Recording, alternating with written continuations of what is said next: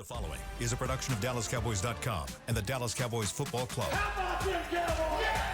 Go Cowboys! This is the Players Lounge, broadcasting live from Dallas Cowboys World Headquarters at the Star.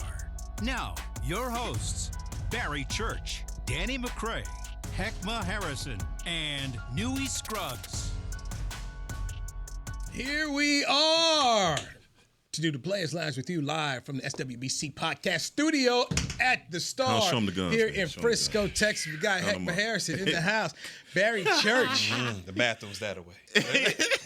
flexing on him. What's the matter with In you? a Why you beautiful. coming here with that foolishness today, man? That's he bought the shirt like that. He bought the shirt like that when he tried it on. He knew it was It's a gonna 3X, you know. And Boy, you know what? European style. Huh? Yeah, for real. In Italy. I'm merely Newy Scruggs right here on the Players Lounge. Oh boy. Look, the CeeDee Lamb conversation. Somebody asked me on the way down. Mm-hmm.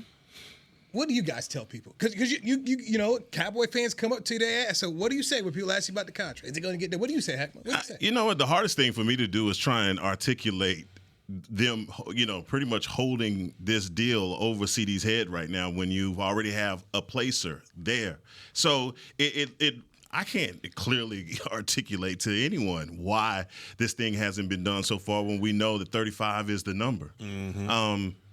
I think it becomes frustrating when you start looking at, okay, when does CeeDee need to be into camp? How does him and Dak and the rest of this offense get back in rhythm with each other, especially the way that we ended the season off? You would think that this particular season would be about all hands on deck, everybody getting back down together because of the home record that we had, and just knowing that, look, you felt good about last year's team. All you need to do is take the next step. If CeeDee Lamb has, look, what was it, 10 games with 7 games with 10 catches? He does that in the first 4 games of the season. You're looking at a guy that maybe finishes with 2,000 yards. I know these are all ifs and maybes, and hope is on the table. Oh, yeah. I had to get it out, but either way, there's no way to explain it. It doesn't make sense. No, it doesn't make sense at all. And, we talked a little bit before the show. I just don't understand why, you're basically your offense, which is CeeDee, your passing attack. Because outside of, CeeDee, you have Ferguson, who's, he's a good tight end, an up-and-coming tight end. You got Cooks, who's up there in age. But other than that, CeeDee is your passing attack. Why does he have to go up the river and through the woods, to get his money? And we all understand. You said it earlier. The number is 35. And I could see if it was, comparing Justin Jefferson to, Devontae Smith out in Philly, where it's like there's a big gap in there. But to me, the gap between Justin Jefferson and CeeDee Lamb, if there is, it's minor, it's minor. It's this much. It's a little bit. So I don't see the disconnect there. You got your number, where you want to be at. And we talked about, this team wanting to take that next step and being, considered a true contender for their ultimate goal, which is the Super Bowl. You can't achieve that without your man in the building. And the only thing that it's doing right now with this negotiations, it's hurting that chemistry. It's hurting what that team is going to try to become. And to me, you got to get that man in the building as soon as possible. Do I think it's going to take, months for him and Dak to get, a connection? No, it might take a week or two for them to get that connection going. But overall, man, you got to get the man in the building, man. So I was asked this question by someone in this building, and I said, it'll get done. And he'll get paid, and we'll just sit back and say, why didn't it get done earlier? Yeah. Because at this point in time, this is now a trend. How quickly we forget. Last year, Zach Martin won his money, sitting out, and what Jerry was like, nope, and I bought it all. Boy, I just sat there and ate the whole bowl of Jerry saying, Zach got paid. Got paid. Of course. And he came in, stepped in, offense went right on down the road. So I expect the same thing to happen for CeeDee Lamb. This is not a new offense. He knows the offense. He knows Dak Prescott. They'll get him signed, and off he'll go. I'm not worried about CeeDee Lamb from the standpoint of him as a player. You do have questions about being in football shape. Yes, those for sure. hamstrings, those types of injuries that could happen. There's a concern there, but it's going to get done. He's going to get paid. Dak Prescott went through this. Tank Lawrence went through this. Ezekiel Elliott went through this. Amari Cooper went through this. we just this is how it goes. Right now, when we start talking about guys who are good players who want their money, they're having to sit up here and play this dance. I don't get why, but this is what we see. Are you guys concerned at all about, a slow start? Because this isn't, the Jets, the Patriots, the Giants that you're starting out with. Brother, we already talked about this. So that's what I'm saying. So if it's slow, if you're McCarthy and you're on that year where, hey, things got to happen fast. Like I said, they're not going against some cupcake teams to start the season. We rattled off the guys that they got to go against to start the season. Right. If their season goes off they start off 1-3, 1-4. At Cleveland, home against the Saints, home against the Ravens, Thursday night at the Giants, then a road game against the Pittsburgh Steelers, then a home game against the Detroit Lions, then a road game at the 49ers. Wouldn't you want all your cylinders firing? With a small little break from the Falcons on the road, then you get home and you face the Eagles at home, then you get the Texans at home. That's not a cupcake, Ain't nothing. So the Falcons is the easiest thing we laid at it. So if you Mike McCarthy, you like, I want all my cylinders rolling once the season starts. I don't want to, get this ramped up, slow start. So, I want my guy in the building ASAP. But that, they could catch it. There's some L's right Exactly. There. You start out slow. You know how Cowboy Nation is. But, come on, man. You know how it is. Here's the thing. And aside from those first 5 games, how many of those teams, especially starting out the first quarter of the season, are NFC champion, teams that obviously you have San Francisco on there. You know what they did last season. San Francisco. But that wasn't you said 1-4, right? Baltimore. You said 1-4. So I'm just going over the first part of the season before we build these guys up to be world beaters, because we're going to do it every week, right? We're going to do it right now. Cleveland is the world beater. Right, but we're not gonna come back to this 3 weeks later when Cleveland loses to Jacksonville and say, "Oh man!" But when they come up against us, they world beat us. I'm gonna just say this right now: the news cycle for Dallas Cowboy fans have got to be, it's got to have you frustrated, because all you're hearing is this doubt and trepidation about the Dallas Cowboys. Now, CeeDee Lamb holding out does not make this look good. It doesn't. You need that biggest piece of your offense in the building. But are there other teams dealing with the same thing? Is there history where a main part of your offense was holding out and then came back and you still had success to the season? I'm just saying that there is a roadmap to this, and that's not before we continue with this dark cloud. I don't know. To be real, he is the offense. Like that's the I can't see if it was one piece or a little bit here. That man is the offense. Chris Jones last year. Chris Jones last year for Kansas City. He holds out. But I think that ends well for Kansas City after Chris Jones holds out, right? Yeah. Okay. Yeah. So, let's not act like it's burn the boats. I don't know. Listen, they're in the NFL. They're in the NFL, so we're going to point them out. You're right. You asked me about somebody, and I pointed that out. They're an exception. I will tell you this. When we start saying anything with Kansas City, you can't take them off the table. So that's the point. To me, they're an exception. 2-time Super Bowl champions. Okay. But we're Hall of Fame coach. Look, and you know what? I'm with you. Hall of Fame. I am with you. I am literally with you on that, because the news cycle will dictate that you would think the Cowboys won the Super Bowl last year because the year before that. And the year before that, because look, Patrick Mahomes is on the verge of his 4th Super Bowl 3 in a row, and I think that's notable. You should talk about that. But what are we talking about? We're talking about the Dallas Cowboys, who rules and runs the news cycle. And I'm telling you, Cowboy Nation, I'm exhausted. I'm exhausted, because all I think right now, like you guys are saying right now, we're 1-4. Oh my God, there's a hole in the boat, and we hadn't even started the season yet. So you're telling me your main weapon, the weapon, we got to sign him. If he's not in the building, that doesn't. No, I'm not sitting here telling you and trying to convince you. My hopium is not that good. Okay. All right. So I'm not saying that I think that we start off week 1 against out in Cleveland, and we don't have CeeDee on, and Kevontae Turpin is out there, Jalen, Brooks, Tober. Come on, man. We got a bunch of 3s and 4s.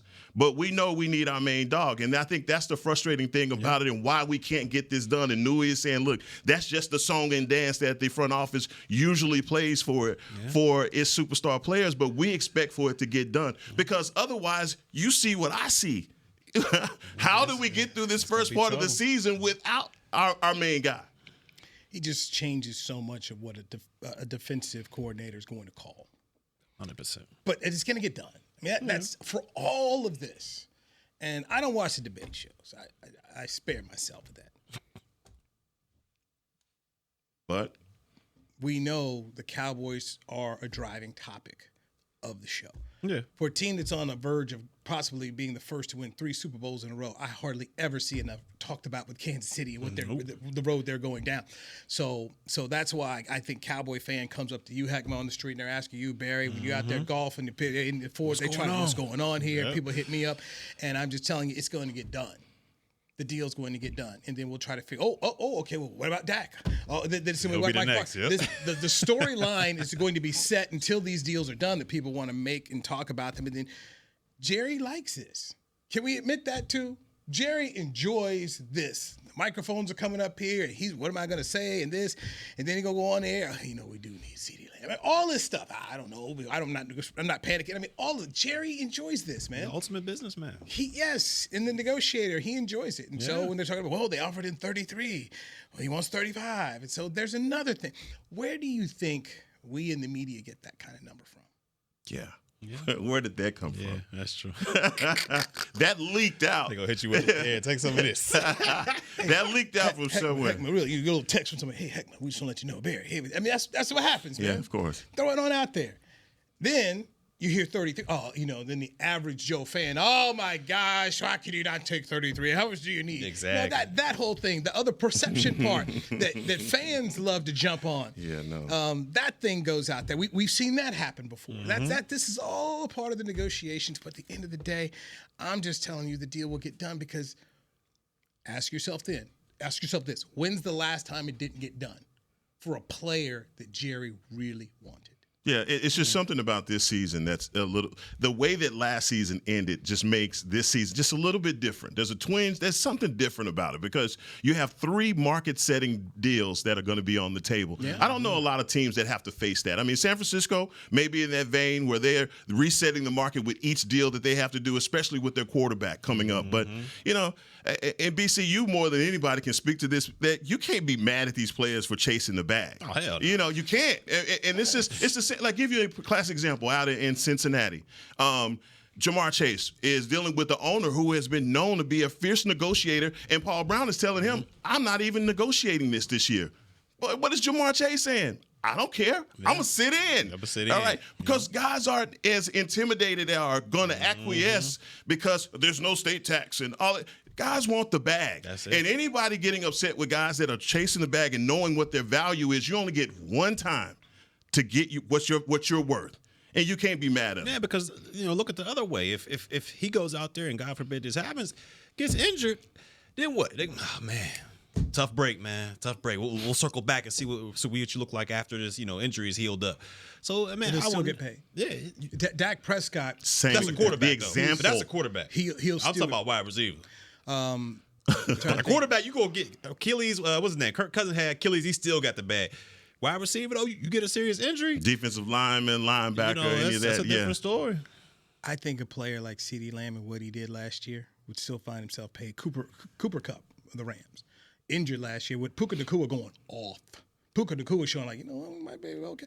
If Cooper Kupp is on the market, he's going to get paid because he's a prime receiver. Yeah. And when I look at CeeDee Lamb, that's the same type of thing. Like this dude being hurt would still get a monster contract because how many CeeDee Lambs are there out there? There just ain't a bunch of this. This is a special player. No doubt. And I don't use that word very much, but this is a special player. And if the special player hurt his knee, special player would get paid.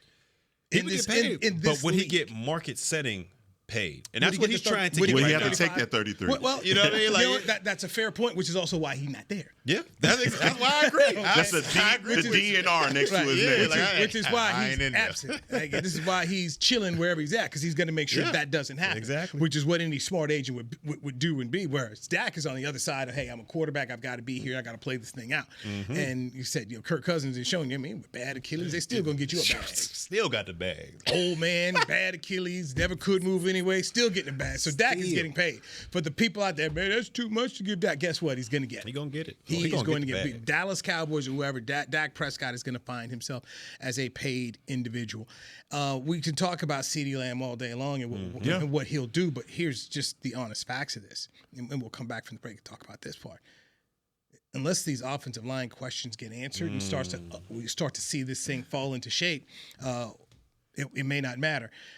The Cowboys take on the Chargers Sunday in their final preseason game. The offensive line is definitely still a question mark. Let's speak about one position, a critical position on that offensive line next. Barry, you raised it in the topics, so let's chat into that.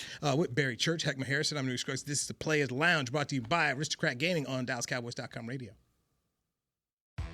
Are you the 2024 Dallas Cowboys Fan of the Year? The Dallas Cowboys and Captain Morgan are celebrating extraordinary, inspiring, and original fans. Nominate yourself or the biggest Cowboys fan you know for a chance to be named the 2024 Fan of the Year and win prizes, including a trip to Super Bowl 59. Visit DallasCowboys.com/Fan of the Year. Go Cowboys! Hey there, Cowboys Nation. Kyle Yeomans here, sharing that same team that brought you Buffalo, bringing NFL casino games that show America's team on and off the reels. Aristocrat is changing the game with a new experience. Football fans, this means you can pick your team and play your team. Check out the Cowboys-themed casino games developed by Aristocrat, a proud sponsor of the Dallas Cowboys. Gambling problem? Please contact the U.S. National Problem Gambling Helpline at 1-800-GAMBLER. That's 1-800-GAMBLER for 21 and over.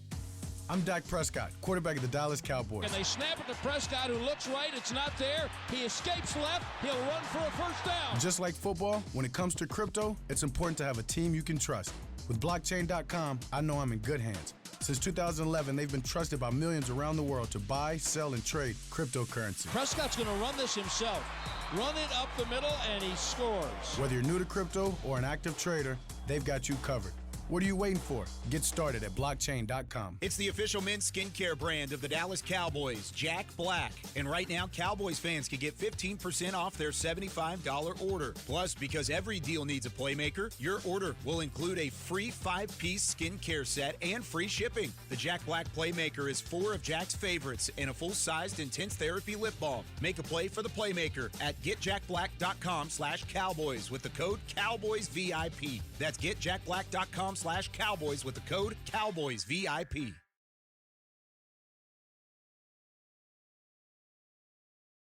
Back to the Players Lounge. The creators of Buffalo Casino Games brings you a Cowboys-themed casino game developed by Aristocrat. Find America's team on and off the reels now at a casino near you. Do you have a gambling problem? Please contact 1-800-GAMBLER for 21 and over.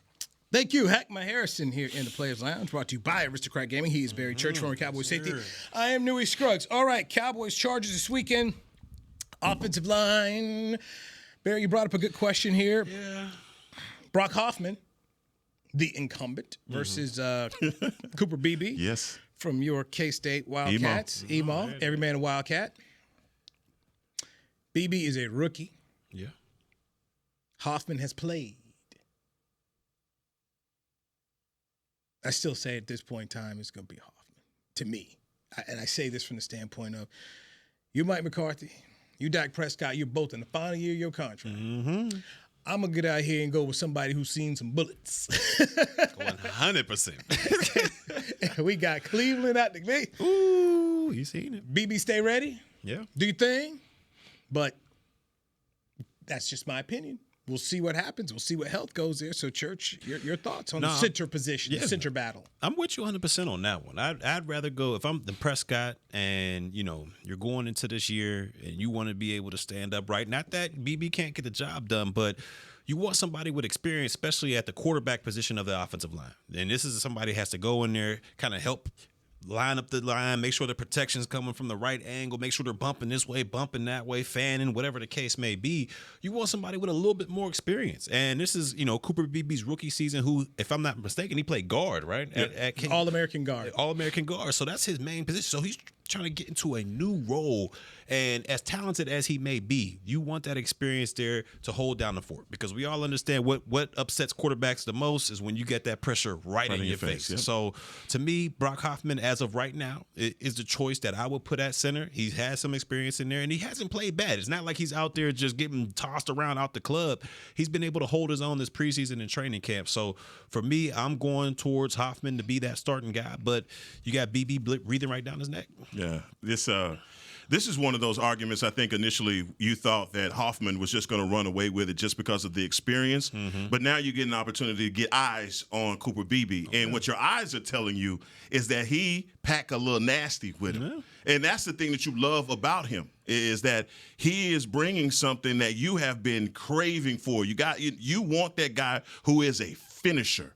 That is getting to the second level, and you're seeing him destroy linebackers and safeties as that running back is still coming behind him. And, and this is just a Jimmyism. And if you talk to Nate Newton long enough, he'll give you a couple of Jimmyisms. And that's the fact that you have an incumbent that is on the same level as a rookie. And who does the job go to? If this is Jimmy Johnson's team, the rookie's going to get it because why? It's not like he's leaps and bounds better than Cooper Beebe. Your eyes are showing you and telling you, like, yeah, he breathed it down his throat down his neck because, look, he's not as good as that guy. Or at least, especially when you've been on rosters and you say, look, that guy's better than this guy. How did he not make? And then there's some things to show you, he's a bigger draft pick, money, all those things. When you look at these two players, it's like, the rookie he's edging him out in certain areas. And I think that level of nasty really is what got me with Cooper Beebe. And I think when you have an all-pro to your left and an all-pro to your right, man, you're in great company. And I think he's going to be protected. But, again, I just think his mentality is what's going to make him successful this season on the offensive line. What a good problem to have. Exactly. Right. Okay. Yeah. I mean, at the end of the day, what a good problem to have, and what Mike Solari, the offensive line coach, has done out here is pretty tremendous. That you've got an undrafted kid in Brock Hoffman, who they brought in last year, and you feel comfortable right now that you could go with him as a starter, or you got a kid that you just drafted this year that you're working with him, and you're seeing enough positives with him that you could have him as a starter. 17-game season, both with the position flex that Mike McCarthy wants. Kudos to the Cowboys personnel department for finding the right type of talent to come in here and get the job done. I just would defer to somebody that's actually played a little bit. But at the end of the day, Mike McCarthy, and you go back to his time in Green Bay, is not afraid to play rookies. The possibility of starting two rookie offensive linemen against the Cleveland Browns, to me, is just not that appealing because at this point in time, it looks as though you're going to have your first-round pick, Tyler Guyton, get out there at left tackle. Look, I had my doubts early on, just not being able to see Tyler Guyton, so I didn't know what he had. I think coming away, looking at that all-22 of him against the Raiders and Max Crosby, you see the nasty, and you see why they like him, and you see why they believe that he can be a piece for them at left tackle. That is the key position on your offensive line. Don't get it twisted. All right, the key position. And we talk as much about the center position as having that pressure right into the lap of the quarterback. That's his blind spot. And if he can't see what's going on, and you can't yell duck loud in an NFL stadium, and you have to protect him. But right now, I think look, we're going to go through some growing pains. You are, right?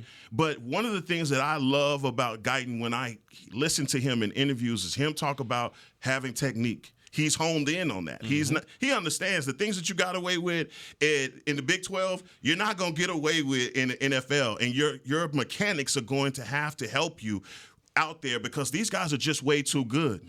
Myles Garrett will destroy you. He will make you look stupid if you lean one way to the left or to the right. So that's why his mechanics are so important. And I think even coming into this next 2 weeks, I mean, we are not far away from the season starting. And you may be looking at two rookies starting, but two really good rookies starting. Yeah, and when you look at it, everything you said about Beebe, the nastiness, the finishing, that's exactly what I see in Guyton. I mean, we all saw the highlights. We all saw the tape on this guy. When you look at it, that Raiders game, for example, he's tossing guys to the ground. And not only that, he's jumping, finishing those guys. And as a defender, that is the most degrading thing you could have. You're already on the ground. You're like, man, this dude done got me. And then boom, he hits you, jumps right on top of you and buries you into the ground. And that's one of the things you want as an offensive lineman. Kind of reminds me, I'm not saying he's on the same level, but a Trent Williams, when he goes out there, he's going to bury you. He's going to make you feel his presence each and every down. And that's what you want from your left tackle, somebody who's not going to take no nonsense. And we saw the clips from training camp. If he loses in a one-on-one, he's, man, run that right back. Run that. I want it again, right back. He's not, sitting there. And from what I hear, he's a student of the game as well. Yeah. He sits there. He doesn't want to just rest on his athleticism. Like you said, he needs the technique. He needs to sharpen that up a little bit. But from everything I read about this guy and I see it from this guy, he has a chance to be an outstanding left tackle. But also, I think once other teams start, because what happens is he's a big unknown to a lot of defenses right now, and when he starts to put that tape out there, that he's that guy, that if he'll finish his guy in front of him and he's looking to get down the field to not only block a guy, pancake a guy, but demoralize a guy, then you start to get a reputation.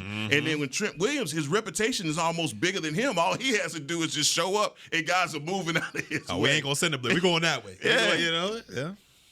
So this came from Zach Martin. Quote, they've done a good job since they've gotten here, diving into it head first.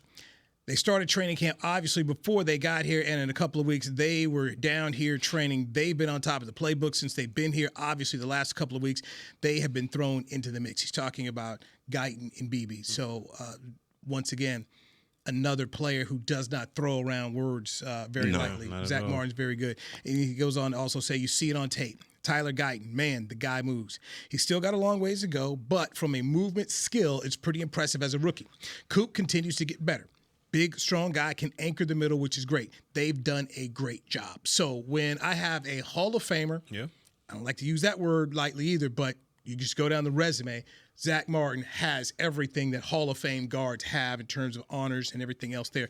You got a Hall of Fame guy who understands the position, who, by the way, himself was a left tackle and a bowl game MVP for Notre Dame, who kicked into inside, so has an understanding of what it takes to make moves. And his brother was a guard at Notre Dame. Then he moved over to center when he went down to Houston Texans. So he has the understanding about what position flexibility and changes like, especially for a guy like Cooper Beebe. So he's giving him that. We'll see where it goes. But like I said, my initial thought process is to go with the guy in Brock Hoffman, especially to start against the Cleveland Browns. But I will say this. Whatever decision the organization makes, fans should back them, because when it comes to the offensive line, they know what they're doing. They get it right. Oh, yeah. I would agree with that one for sure. They know what they're doing there. Let's take a break. We come back. Running backs? What would you do? I mean, What? the Fruity Stones back there at the running back positions. Sailor Crunch. Tony Dorsett ain't walking through that door. Hunter Lipke, baby. L Boogie L to Boogie. the rescue, L man. Boogie, L gentlemen. Boogie to the rescue. He is Hek'ma Harrison. That is Barry Church. I'm Newy Scruggs. This is the Players Lunch, brought to you by the fine folks at Aristocrat Gaming on DallasCowboys.com radio. To kick off the 2023 NFL season, Hugo Boss teamed up with the NFL and Micah Parsons to launch an iconic apparel collection featuring hoodies, crews, t-shirts, polos, joggers, and more. The bold, unique apparel of the Boss NFL collection unites football and fashion while reflecting what it truly means to be a boss. Get yours today at nflshop.com/HugoBoss, at HugoBoss.com, and at Boss retail stores. #Be your own boss. I'm Cowboys alumni Danny McCray, here with Smoothie King asking, what's that sound? That's the sound of me sipping one of their power-packed smoothies with over 10 grams of protein. With real fruits and organic veggies, because at Smoothie King, what you see is what you sip. So grab a delicious Smoothie King smoothie, throw a straw in your jaw, and get sipping real. Smoothie King, the official smoothie of the Dallas Cowboys. Hey there, Cowboys Nation. Kyle Yeomans here, sharing that same team that brought you Buffalo, bringing NFL casino games that show America's team on and off the reels. Aristocrat is changing the game with a new experience. Football fans, this means you can pick your team and play your team. Check out the Cowboys-themed casino games developed by Aristocrat, a proud sponsor of the Dallas Cowboys. Gambling problem? Please contact the U.S. National Problem Gambling Helpline at 1-800-GAMBLER. That's 1-800-GAMBLER for 21 and over. Raising Cane's presents the other rules of football. Rule 1. Any broadcast without the express addition of cooked-to-order Cane's chicken fingers is prohibited. Rule 12. No crinkle-cut fries, Texas toast, or craveable Cane's sauce constitutes an illegal formation. And Rule 31. Anybody who loves to feed their game face is an eligible receiver of Cane's. When it comes to winning game day, Cane's rules. Raising Cane's chicken fingers. One love. Go Cowboys.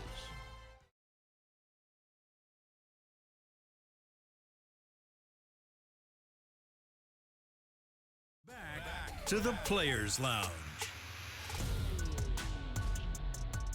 Cowboy Nation 2024 Dallas Cowboy Training Camp presented by American Airlines is here. Head to sunny Oxnard now through August 21st to watch the team practice. Admission is free. For more information, visit DallasCowboys.com/training camp. He is Hek'ma Harrison in the hizzy. I'm Newy Scruggs along with Barry Church. Yes, last Cowboy padded practice of the year for them. Oxnard, California. So get it in while you can. Get it in while you can. All the reps. Running back. Yes. What you thinking, big dog? I mean, I don't know what you got a lot of thinking. hesitation in your voice with this. Because it's twofold kind of thing. You know, we started talking about CeeDee Lamb. CeeDee Lamb, we talked about the offense. CeeDee Lamb in a game changes things for the defensive coordinators. Then we went to the offensive line. Potentially 2 rookies starting, if not definitely 2 first-time starters, and whoever the center is going to be full-time since Tyler Biotis is now gone, and then left tackle with our guy Tyron Smith gone. So 2 spots there, brand new starters. Then we got a running back room where Ezekiel Elliott is not who he used to be. Didn't play with the team last year. He's come back. Yeah. Rico Dowdle, Lick Davis, Deuce Vaughn, our guy El Boogie. It's an interesting room. Right now, Ezekiel Elliott looks like the starter. If the offensive line can handle their business, how many 100-yard games do you think Ezekiel Elliott could give this team? I'm going to be honest with you there, Newy. I don't see any 100-yard games from Ezekiel Elliott this season. I think he'll be around maybe 50, 60 on average. And that, to me, would be a good showing, because I think that'll add up to about almost 1,000 yards. But I see him around there because I believe they're going to do more of a running back by committee deal, which I am not a fan of, but I think that's the way they're going to do it. They're going to have Zeke be that short yardage, maybe grind and pound down on the defense, and then let, Rico come in there, kind of like what they did with Pollard last year. I can see that happening. But when you talk about 100-yard gains, I don't see Zeke getting more than, maybe 12 touches a game running the football. I can see that happening. Right. And, I don't believe that he's as much of a threat in the passing game as he once was. So that's why I think they're going to do this committee deal. And I just don't see him getting enough touches to go ahead and get that 100-yard mark this season. I could be completely wrong, but from what I've seen in training camp, I just don't see it. I don't see it. Yeah, I'm going to have to put some respect on Zeke's name. Like, did he have one last year with the Patriots? Well, he had 642 yards last year. So, I mean, at 642, I believe, if you're able to get maybe a little bit more production in that, especially if you're going with running back by committee is what I heard. Running back by committee. But let's say 100-yard game because of his ability to catch the ball out of the backfield as well, if it's cumulative. We're talking about total yards. I'm going to find a way. I'm going to find a way. I'm going to find a way. All right, I'm going to find a way to get it all together. I feel like, look, there's more than one thing that you get from Ezekiel Elliott. You pointed it out the other day, just saying that, look, his ability also, to pick up the blitz, being somebody strong that you can rely on. But even that, I think one of the things that hasn't gone away from his game is his hands, his ability to catch out of the backfield. And I think he could be an asset to you in that way as well. Look, it's going to be tough sledding. It's going to be tough sledding because we don't know how the offensive line is going to come together. We know right now in our head we're looking at Zeke and we're saying short yardage specialist. Basically he's a guy that we know we come into a 3rd and shorter. We're in red zone. Any of that, we can give the ball to Zeke 3 or 4 times and we know what he can do for us. I think you're still in the same a mode that Jerry is in with the defensive line. You're checking the wire. Yeah. You're checking everything to make sure that you don't make a mistake. If there's a third guy that you can bring in that could be an asset on special teams, but also be an asset in that running back room, you take advantage of it. Or if there is a bona fide number 2 running back out there, look, you take a flyer at him. You make sure that you get a guy in here that at least that 1-2 punch can be bona fide and that could back defenses up. Because right now, if they don't respect the running game at all, that's gonna add another degree of difficulty, especially if you don't have CeeDee Lamb too to go with it. Okay, so you're no 100-yard games for Zeke this year, and you got how many? We talk about rushing though, right? Just That's rushing. Just rushing. Many, I got more. 100-yard game rushing. How many? You say no. How many you got, Hek'ma? I'm gonna go 2. 2. I'm gonna go 2. 2. I'll go 2. You gonna give him 2, huh? I'm with Barry Church. Yeah. None. And see it. here's also a main reason why. 100-yard games are also about opportunity. Mm-hmm. Last year, Ezekiel Elliott didn't have one game where he had 20-plus carries. Well, no, he did one. It was one. Pittsburgh. Against Pittsburgh, he was New England. Had one. 22 carries for 68 yards. And they won the game, by the way. Yeah. 21-18 and won at Pittsburgh. Before that, in 2023, he had one game over with 20 carries or more once. And then in 2022, he had one game where he had over 20 carries. I said 2, Newy. So look, man, go on now. I said 2, Newy. Okay. That's my hopium, right? Yes, and I'm glad you said that. I said 2. I didn't say 5. I said 2. You know the last time he rushed for 100 yards? When? 2021. God damn. That's the last time he went over 100? Yeah. Oh, yeah, it's a wrap. I mean, So he had, a wrap. in 2021, he had just two games of 100 yards. And in those games, he had 21 for 110, and then he had 143 yards on, I want to say. Come on, Zeke. Give me 2 games, Zeke. And that was right after he got paid, right? Give me 2. So. Give me 2, Zeke. What we going to put on it? So, that was a gotcha question, too. He set me up for that. He set me. Your heart was. Yeah, the heart question. Yeah, he did. That's a gotcha. Heart. He already knew he didn't have 100-yard games since 21. That's all right. I like it. You want that Zeke. Okay. You want that Zeke 2. back, man. 2 of them things?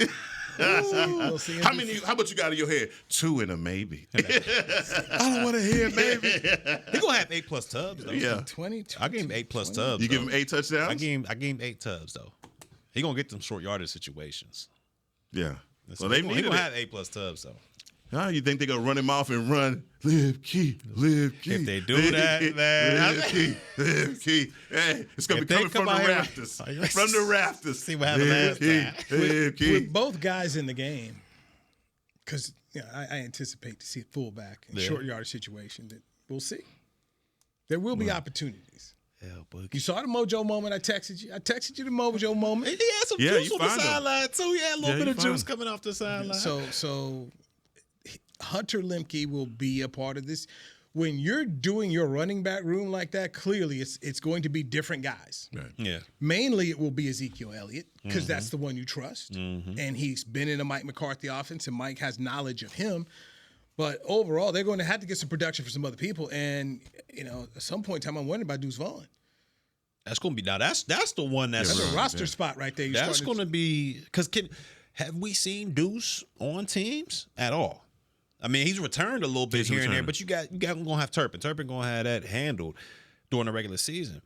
Can he run down on kickoff and make a tackle? Punt protection. Hadn't seen him do it. Hadn't seen him in any preseason action doing that. And hadn't had any word about him coming out of Oxnard doing that either. So I mean, it's tough. It's gonna be tough, man. It's tough, and that's when you start talking about the 53. How many actual running backs are going to be on this roster? I mean, we talked about that last show. Like, how many, are going to, because somebody good isn't going to make it. And but they've done that before, so we know Malik Davis is a type of player you cut because you're going to feel like, who can we get back? And so if he's been okay for you, how many people out there are going to snatch him up and say, oh, yeah, we want this guy? So to me, when it comes down to final cuts, I anticipate seeing a linebacker or defensive lineman or office. I see them taking one extra and say, hey, we'll gamble on the running back. Yeah. Because the other thing, too, and you guys know this, and fans don't always think about it, you have to go, you got to go get somebody who's going to come in and learn your system. And if it's not the system that makes it even challenging for certain guys, especially the running back spot, because your guys got to be able to do pass pro. Where's your confidence level right now with Rico Dowdle as that pace back, basically? I think he could be a solid number 2. I think as the season progresses, he can even jump into that number 1 spot if he can continue to grow as a player in pass protection. I think he shows a little bit more burst and juice than Ezekiel Elliott, and if they can trust him over time, I think he can, start to get more and more carries as the game goes on. Because I feel like he still does have that explosiveness to his game. But when you talk about a guy like Royce Freeman, I just think he's too similar to Zeke. Like you got two in between the tackles, downhill guys. I don't see Royce being able to make a hit. And that's another kind of guy you can cut. Yeah. Like, okay, we're going to cut him because we feel like we can get him back versus letting letting a player go here. Before we get out of here, you brought up another question here. Could Jalen Tolbert be the number 2 receiver, Church? You brought that up here. Yeah, I think he can make that jump. I mean, I know, rookie year, it was kind of a red shirt year. Second year, he has 18 grabs. But this year, you look at it, and I feel like each year he's gotten better and better. And his rapport, his connection with Dak has gotten better and better. And when you look at it, you got an aging Cooks out there who's not really taking the top off of defenses like he once did back in the day.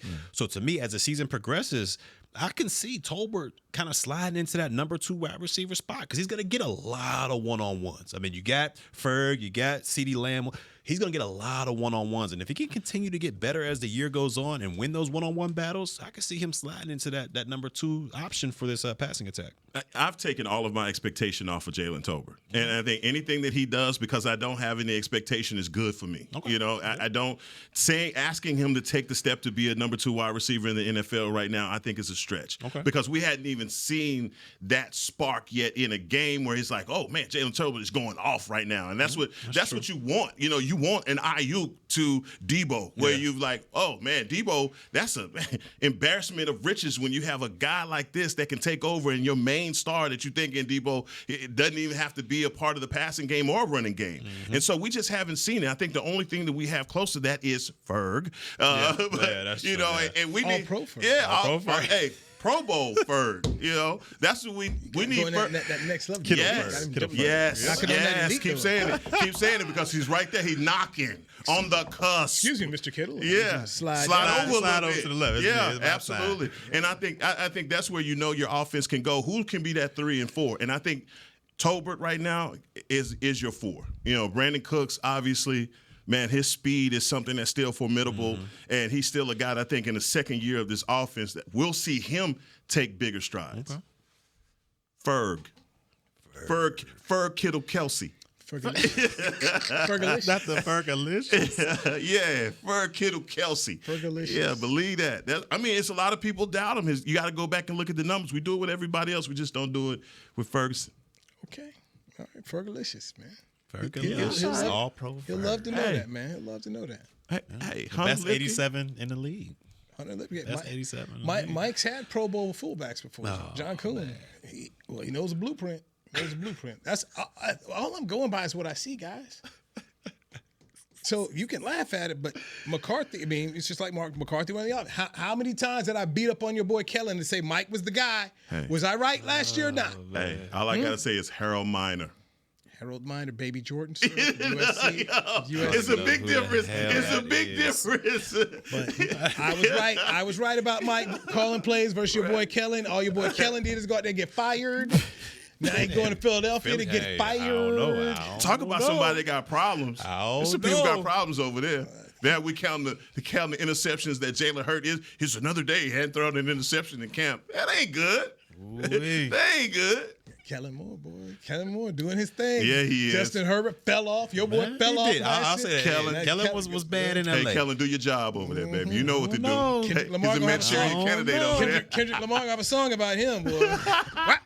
Be careful what you say. Be careful what you say. Hey, I told you to be careful what you said last year. That was bad. That was bad. He was bad in L.A. Your boy was bad. Everybody fire. He was bad in L.A. He was bad. He was bad. He was good here, but he was bad like A minor. He was good. Yeah, no, it was bad. Hek'ma Harrison, thank you very much. Barry Church, yes, thank you very much. Philly. Jazz, thank you. Joshy, Chris Beam, everybody's a part of this. Players Lounge podcast. We will talk to you Friday. 1 o'clock. 1 o'clock. Friday, 1 p.m. Central Time right here on DallasCowboys.com radio.